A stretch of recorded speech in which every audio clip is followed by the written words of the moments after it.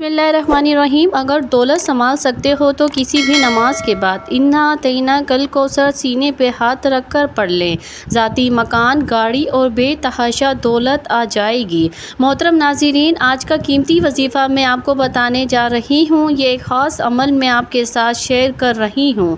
اس وظیفے کی اتنی برکت ہے کہ آپ کے بگڑے کام سنور جائیں گے۔ آپ کا دولت کا مسئلہ ہے، لڑائی جھگڑے کا مسئلہ ہے، گھر میں تنگ دستی محتاجی ہے، گھر میں لڑائی جھگڑے بہت زیادہ ہیں، اگر کوئی بات نہیں مانتا یا کاروبار اس میں برکت نہیں ہے یا منافع نہیں ہے یا کاروبار چل نہیں رہا، بس ایک وظیفہ کرنے سے جو معجزات ہوں گے آپ دیکھتے رہ جائیں گے۔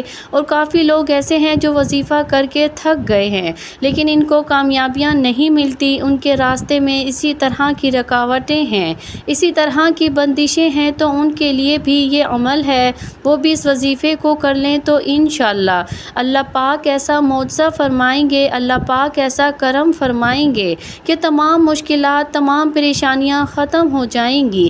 آج کے دن یہ خاص وظیفہ کیجئے۔ اس سورت کو پڑھنے والا آج تک کبھی کسی حاجت سے محروم نہیں رہا۔ اس آیت کو پڑھنے والے کو مانگنا نہیں پڑتا اور اسے مل جاتا ہے۔ میرے بھائیوں، نبی کریم صلی اللہ علیہ وآلہ وسلم نے فرمایا، اے عبداللہ بن قیس، کیا میں تمہیں جنت کے خزانوں میں سے ایک خزانے کے متعلق نہ بتاؤں؟ میں نے عرض کیا، یا رسول اللہ صلی اللہ علیہ وآلہ وسلم، کیوں نہیں، ضرور بتائیں۔ تو آپ صلی اللہ علیہ وآلہ وسلم نے فرمایا، تم کہو لا حول ولا قوت الا باللہ، نہ گناہ سے بچنے کی ہمت ہے، نہ نیکی کرنے کی طاقت مگر اللہ کی توفیق صحیح ہے۔ بخاری اور مسلم نے اس کو روایت کیا ہے۔ تو میرے بھائیوں، آج کا یہ جو وظیفہ ہے، اس کو کتنی تعداد میں پڑھنا ہے، کس وقت پڑھنا ہے اور اس وظیفہ پڑھنے سے کیا کیا فوائد آپ کو ملیں گے، آج کی اس خاص ویڈیو میں ہم آپ کو اس کے متعلق سب کچھ بتائیں گے۔ حدیث پاک صلی اللہ علیہ وآلہ وسلم کا ارشاد ہے، اے لوگو، اتنی عبادت کرو جو قابل برداشت ہو، کیونکہ اللہ ثواب دینے سے نہیں رک سکتا یہاں تک کہ تم خوف عبادت کرنے سے اکتا جاؤ گے۔ اب آپ نے اس سورت کو کیسے پڑھنا ہے، کس ترتیب سے پڑھنا ہے، اب طریقہ کار جان لیجئے۔ جب تک آپ کو طریقہ کار نہیں پتہ ہوگا پھر عمل اثر نہیں کرتے۔ کچھ خاص احتیاط ہوتی ہیں، تو اب اس طریقہ کار جان لیجئے۔ احتیاط میں سب سے پہلے یہ ہے کہ وقت آپ نے اس عمل کو کب کرنا ہے۔ دیکھیے، آپ فجر، ظہر، عصر، مغرب، عشاء، تہجد کسی بھی نماز کے بعد کر سکتے ہو، اس میں کوئی پابندی نہیں ہے۔ جب بھی آپ کو وقت ملتا ہے آپ اس وظیفے کو کر سکتے ہو، اس میں کوئی پابندی نہیں ہے، کوئی بھی مرد کر سکتا ہے، کوئی بھی عورت کر سکتی ہے۔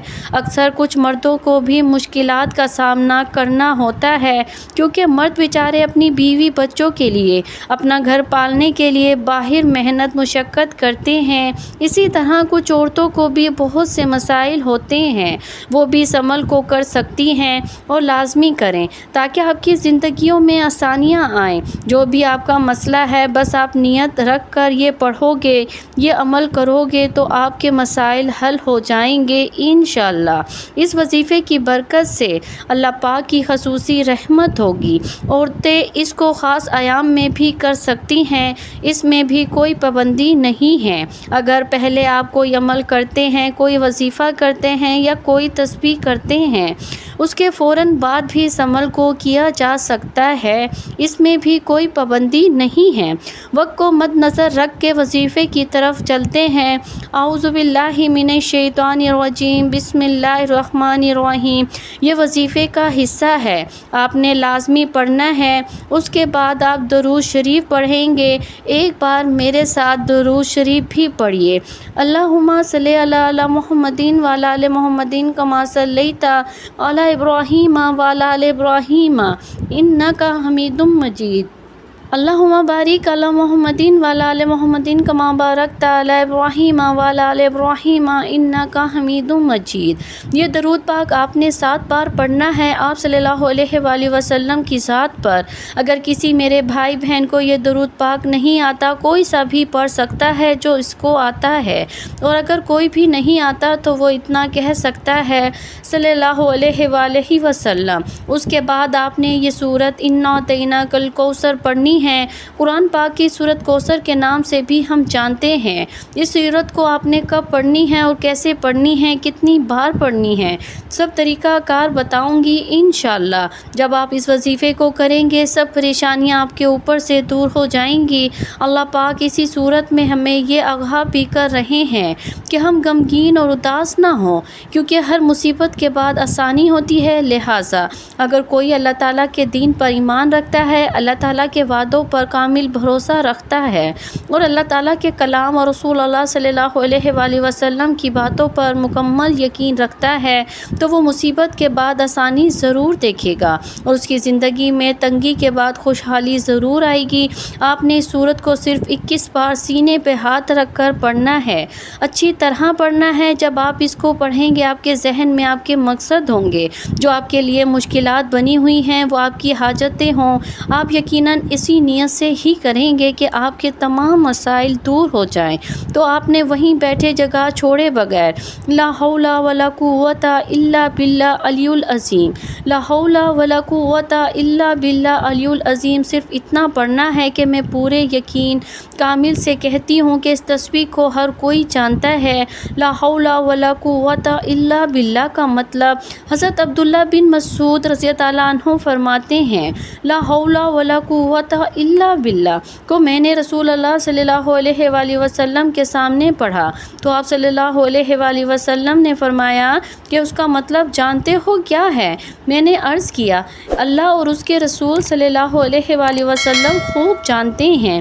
آپ صلی اللہ علیہ وآلہ وسلم نے خود ہی ارشاد فرمایا اس کا مطلب یہ ہے گناہ سے پھرنے کی طاقت نہیں مگر اللہ کی حفاظت سے، اور اللہ کی عبادت کرنے کی قوت نہیں مگر اللہ کی مدد سے، اور فرمایا جو بندہ ہر وقت استغفار کرتا رہتا ہے اللہ اس کی ہر مشکل کو آسان کر دیتا ہے اور ہر غم کو دور کر دیتا ہے اور ایسی جگہ سے روزی دیتا ہے جہاں سے اس کا گمان بھی نہیں ہوتا۔ اس کی آپ نے 100 دانوں کی ایک تسبیح کرنی ہے، اس کے بعد آپ نے دعا کرنی ہے، سبحان اللہ یا رب الکریم، یا اللہ آپ کو اپنی شان کریمی کا واسطہ ہم گناہ گاروں پر اپنے گھر کے دروازے بند نہ کر۔ ہم سیاہ کار ہیں لیکن ہیں تو تیرے ہی بندے، تیرے سوا کوئی ہمارا سہارا نہیں۔ یا ذوالجلال والی کرم، ہم تجھ سے اپنے ہر گناہ کی معافی مانگتے ہیں جو تنہائی میں کیا ہو یا محفل میں کیا ہو یا نادانی میں کیا ہو یا انجانے میں کیا ہو اللہ اپنی شان کریمی کے صدقے، اپنے کعبہ کی عظمت کے صدقے ہمیں معاف کر دے۔ تمام دوستوں سے گزارش ہے کہ اللہ کے 99 ناموں میں سے ایک نام ضرور کمنٹ کیا کریں۔ اللہ ہم سب کا حامی اور ناصر ہو۔ اللہ حافظ۔ السلام علیکم۔